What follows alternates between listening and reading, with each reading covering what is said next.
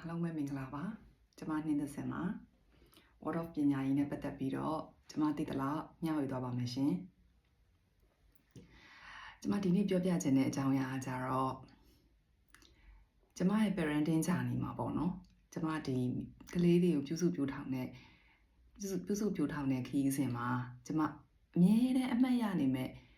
အဖြစ်အပျက်ကလေးတစ်ခုကိုမိတ်ဆွေတို့မျှဝေခြင်းလို့ပါအဲ့ဒါပါလဲဆိုတော့ကျမမှာသမီးလေး2ယောက်ရှိတယ်ကျမသမီးအကြီးလေး3နှစ်မှာအငယ်လေးကိုမွေးတယ်ပေါ့နော်အဲ့တော့သမီးအငယ်လေး1နှစ်သားလောက်မှာဖြစ်သွားတာပါအဲ့တော့ကျမအဲ့တုန်းကမေမျိုးမှာကျမတို့မိသားစုတွေမေမျိုးမှာခြံလေးဝယ်တယ်ပြီးတော့အိမ်လေးဆောက်တယ်ပေါ့နော်အိမ်ဆောက်တဲ့အချိန်မှာကျမကကလေးတွေကိုကိုယ်တိုင်ပြုစုဆောင်ရှောက်ခြင်းနဲ့ကျမပထမအဆုံးကိုဝင်စားရကြတဲ့အမျိုးသားကိုပြောခဲ့တယ်ကျမအိမ်ပေါ်ပဲခေါ်ခြင်းနဲ့ကလေးထိန်းမခေါ်ခြင်းဘူးပေါ့နော်ဒါကကျမရဲ့ခံယူချက်ပေါ့နော်ဘာကြောင့်လဲဆိုတော့ကျမကလေးထိန်းကနေပြီးတော့ဒီကလေးတွေကိုအနိုင်ကျင့်သွားတာကလေးတွေကိုကလေးထိန်းကနေပြီးတော့ကလေးထိန်းစီကနေပြီးတော့မကောင်းတဲ့အပြုတ်မှုတွေကူးဆက်သွားတာဒါမျိုးတွေကျမငယ်စဉ်ကလေးဘဝတုန်းကတွေ့ခဲ့ရတယ်ပေါ့နော်ဒါကတော့ကျမတွေ့ဆုံခဲ့ရတဲ့အတွေ့အကြုံဆိုးကနေပြီးတော့ကျမသင်ခန်းစာယူခဲ့ရတဲ့ဟာပေါ့နော်ကလေးထိန်းကောင်းသောကလေးထိန်းလည်းအများကြီးရှိမှာပါအဲ့တော့ကျတော့ကျမအဲ့ကလေးကိုဝင်ရှိတဲ့အခါမှာကလေး2ယောက်စလုံးကျမကလေးထိန်းမခေါ်ခဲ့ဘူးပေါ့နော်ကျမခေါ်နိုင်မယ်ဆိုရင်ကျမအိမ်ပေါ်ပဲခေါ်မယ်လို့ကျမစဉ်းစားခဲ့တယ်အဲ့တော့ကျမအဲ့ချိန်မှာကလေးထိန်းမရှိတော့ကျမကလေး2ယောက်ကိုအိမ်လုပ်ရင်းနဲ့ကျမစောင့်ရှောက်ခြင်းနေပေါ့နော်အဲ့တော့ကျမမေမျိုးအိမ်ကိုစောက်တဲ့အချိန်မှာကျမအတွက် kitchen နဲ့ကလေးတွေစော့မယ် playroom area နဲ့နှစ်ခုကိုကျမမျက်နှာချင်းဆိုင်ထားလိုက်တယ်အလဲမှာနေရံမချထားဘူးပေါ့နော်ကျမဟိုမှာထမင်းဟင်းချက်နေတဲ့အချိန်မှာကလေးတွေကိုကျမဒီလိုလေးလှည့်ကြည့်လို့ရမယ်ပေါ့နော်အဲ့လိုမျိုးနဲ့ကျမအိမ်ကိုစောက်ခဲ့တယ်စောက်တဲ့အခါကျတော့တရက်မှာကျမသမီးအကြီးလေးက4နှစ်အသမီးအငယ်လေးက1နှစ်ပေါ့နော်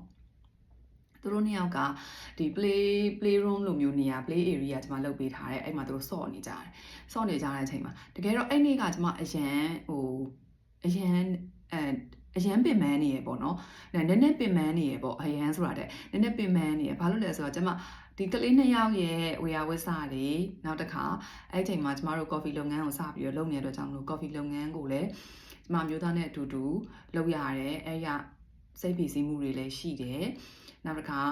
ထမင်းဟင်းချက်နေထမင်းဟင်းဒီဟင်းနေထမင်းနေဆိုလဲကျမအပြင်စားအများကြီးမစားနိုင်ဘူးအဲ့တော့ကျမအိမ်မှာလူတိုရှင်းလေးတွေကျမချက်တယ်ပေါ့နော်လွယ်ကူကူမြန်ဆန်လေးတွေကျမချက်တယ်သို့တော်လည်းပဲကလေးမွေးထားတယ်ကလေး2ယောက်ရှိတယ်ဒုတိယကလေးလေးက1နှစ်ပဲရှိသေးတော့ကျမစီမှာလည်းကလေးမွေးဖွားပြီးမိခင်တယောက်ရဲ့စိတ်ဖိစီးမှုတွေရှိတာပေါ့နော်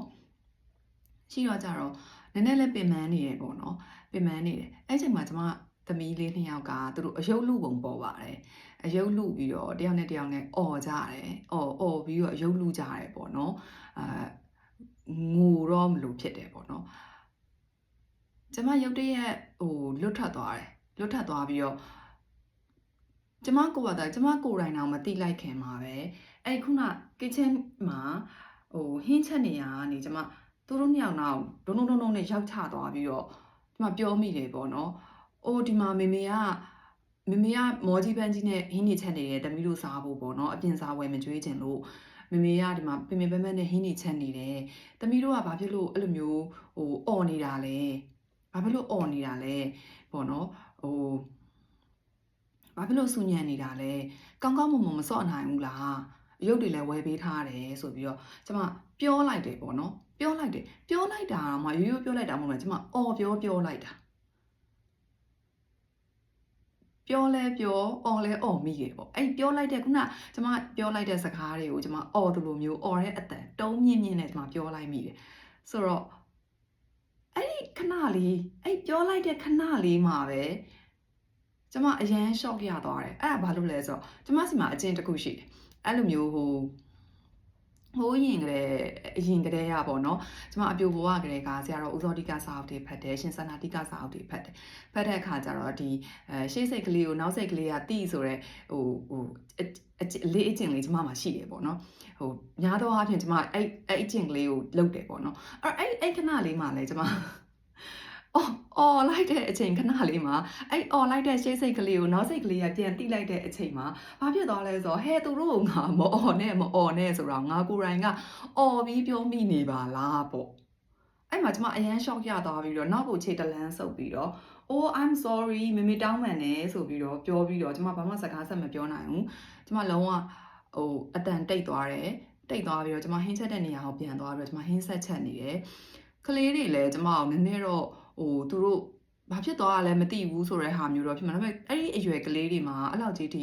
thinking မဖွင့်ပြိုးသေးတဲ့အခါကျတော့သူတို့ကသူတို့ဆက်စော့နေတယ်ပေါ့နော်ဒါပေမဲ့အဲ့နေ့ကစပြီးတော့ကျမဘာကျမတင်ငန်းစာယူလိုက်လဲဆိုတော့ကိုကလေးတွေကိုမဖြစ်စေချင်တဲ့အရာကိုကိုရိုင်းကရောလုံးမိနေလားပေါ့နော်အဲ့ကျမတို့ word of ပညာရေးမှာဆိုလို့ရှိရင် imitation လို့ခေါ်တဲ့အတူယူတဲ့ဥစ္စာကအရင်အရေးကြီးပါတယ်မနေ့ကပြောခဲ့တဲ့ rhythm လို့ပဲ imitation တည်လဲ part of the word of education ပါအဲ့တော့ကျတော့အဲ့ဒီ imitation ကိုရဖို့အတွက်ဆိုလို့ရှိရင်မိဘကိုယ်တိုင်ကလည်းကောက်ကလေးမှာရှိစေခြင်းနဲ့အပြုအမူကိုမိဘကိုယ်တိုင်ကလည်းပြုမှုမှာဖြစ်ပါမယ်ပြုမှုမှာရပါမယ်မိဘကိုယ်တိုင်ကဖော်ဆောင်မှရပါမယ်ကလေးကိုဖုန်းမကင်နဲ့လို့ပြောလို့ရှိရင်ကလေးနောက်မှာရှိတဲ့အချိန်မိဘကဖုန်းမကင်မှာဖြစ်ပါမယ်ကလေးရော screen time short ဆိုပြီးတော့မိဘ screen နေထိုင်ကြည့်နေလို့မရပါဘူးကလေးကိုမအော်နဲ့လို့ပြောလို့ရှိလို့ရှိရင်ကျမတို့မိဘတွေကိုယ်တိုင်ကလည်းမအော်ဖို့အတွက်ကျမတို့ကိုအပြုမှုကောင်းနေမွေးမြူဖို့လိုပါတယ်ကလေးကိုစာဖတ်လို့ပြောလို့ရှိလို့ရှိရင်ကလေးကိုစာဖတ်စေခြင်းကျမတို့ကိုယ်တိုင်လည်းစာဖတ်ဖို့လိုပါတယ်ကလေးကိုတမင်ကောင်းကောင်းစားလို့ပြောချင်တယ်ဆိုရင်ကိုယ်တိုင်လည်းအစားအသောက်ကိုခုံမင်းစားဖို့လိုပါတယ်အဲ့တော့အပြောနဲ့မဟုတ်ဘဲနဲ့အလုံးနဲ့ဖော်ဆောင်သွားတဲ့ပညာရေးတစ်ခုလို့လည်းပြောလို့ရပါတယ်ဒါပေမဲ့အဲ့လိုပြောလိုက်လို့လဲသူကတော့မပြောဘူးလားဆိုတဲ့ဟာမျိုးကျမကိုမေးခွန်းလာမေးလို့ရှိလို့ရှိရင်ကျမလည်းဆုံးမရမယ့်အဟာတွေကျမဆုံးမပါတယ်ကျမဘဝမှာလည်းကျမတို့မိသားစုဘဝမှာလည်းအနှိမ့်နေအမြင့်နေအများကြီးကြုံတွေ့ရတယ်နိုင်ငံပြောင်းတာတွေစိတ်ဖိစီးမှုတွေတခြားသောစိုးရိမ်ကြောက်လန့်မှုတွေရှိခဲ့တဲ့အခါတွေမှာကျမသမီးလေးနဲ့တူကျမခက်ခဲကြော်ဖြတ်ခဲ့ရတဲ့ကာလတွေလည်းရှိပါတယ်ဒါပေမဲ့မိဘတယောက်အနေနဲ့ပေါ့နော်ကိုကလူကြီးလည်းဖြစ်တယ်မိဘလည်းဖြစ်တယ်ဆိုတဲ့အခါမှာဒီစိတ်ဖိစီးမှုတွေကိုကိုယ်တိုင်အကောင်းဆုံးနဲ့ကြော်ဖြတ်ပြီးတော့ကိုမဖြစ်စေချင်တဲ့သူတို့စီမှာမရှိစေချင်တဲ့အပြုအမူတွေကိုကိုယ်တိုင်ကလည်းမလုပ်မိစေဖို့တတိထားမှသာလျှင်ကျမတို့ရဲ့ကလေးပြုစုပြောထောင်တဲ့ခရီးကပို့ပြီးတော့ပျော်ရွှင်ဖို့ကောင်းမှာဖြစ်ပါတယ်အားလုံးကျေးဇူးတင်ပါတယ်ရှင်